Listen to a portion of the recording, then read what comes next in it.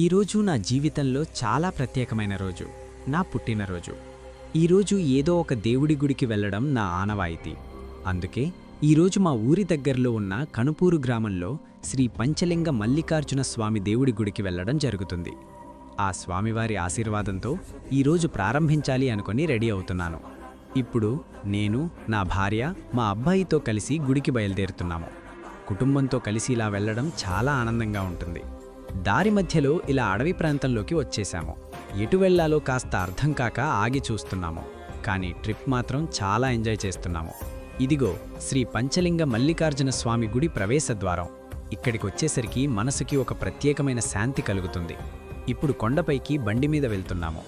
హరహర మహాదేవ, శంభో శంకర అలా శివనామస్మరణతో ముందుకు వెళ్తున్నాము. కొంచెం దూరం వెళ్ళిన తర్వాత బండి పైకి వెళ్ళలేదు. అందుకే ఇక్కడి నుంచి మెట్లు మార్గంలో వెళ్లాలని నిర్ణయించుకున్నాము. ఇప్పుడు మెట్లు ఎక్కుతూ పైకి వెళ్తున్నాము. మధ్య మధ్యలో ఇలా ఆగి ఊపిరి తీసుకుంటూ చుట్టూ ఉన్న ప్రకృతి అందాలను చూస్తూ ముందుకు సాగుతున్నాము. అలసట ఉన్నా భక్తి మాత్రం ఇంకా పెరుగుతోంది. ఇక్కడ గుడి చుట్టూ ప్రదక్షిణలు చేస్తూ భక్తితో ఆ పంచలింగ మల్లికార్జున స్వామి దేవుడిని కల్లారా దర్శించుకొని నమస్కారం పెట్టుకున్నాము. కొంతసేపు ఆలయ ఆవరణంలో కూర్చొని ఆ ప్రశాంతతను ఆస్వాదిస్తున్నాము. ఇదిగో మా బుడ్డోడు ప్రసాదం తింటూ చుట్టూ చూస్తూ చాలా ఆనందంగా ఉన్నాడు. ఖాళీగా ఉండటంతో కాగితంతో ర్యాకెట్ చేసి ఆడుకుంటున్నాడు. పిల్లల ఆనందం అంటే ఇదే.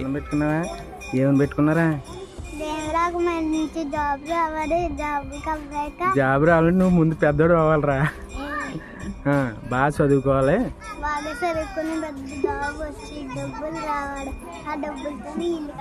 అది ఏమని పెట్టి దండం పెట్టుకో.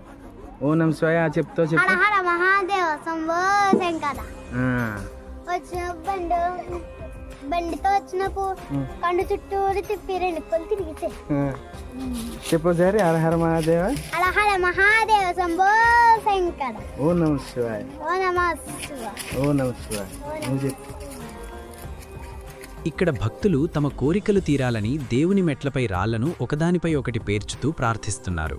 ఇప్పుడు మేమంతా దర్శనం పూర్తి చేసుకొని ప్రసాదం తీసుకొని భోజనం కూడా చేసి ఇక్కడి నుంచి మెట్లు మార్గం ద్వారా కిందికి దిగుతున్నాము. మధ్యలో గరుడదేవుడిని కూడా దర్శించుకొని చాలా సంతోషంగా ఉంది. ఇప్పుడు ఇక్కడే ఉన్న మరో పెద్ద శివలింగానికి స్వయంగా నీళ్లు అర్పిస్తూ అభిషేకం చేస్తున్నాము. మొదట మా అబ్బాయి, తరువాత నా భార్య, చివరగా నేను. ఈ క్షణం నాకు చాలా ప్రత్యేకం. నా పుట్టినరోజున దేవుడి దగ్గర ఇలా సేవ చేసే అవకాశం రావడం చాలా ఆనందంగా ఉంది. ఇలాగే నా కుటుంబంతో కలిసి దేవుడి ఆశీర్వాదంతో ముందుకు సాగాలని కోరుకుంటున్నాను. ఈ వీడియో మీకు నచ్చితే లైక్ చేయండి, మా ఛానల్కి సబ్స్క్రైబ్ చేయండి. అందరికీ ధన్యవాదాలు.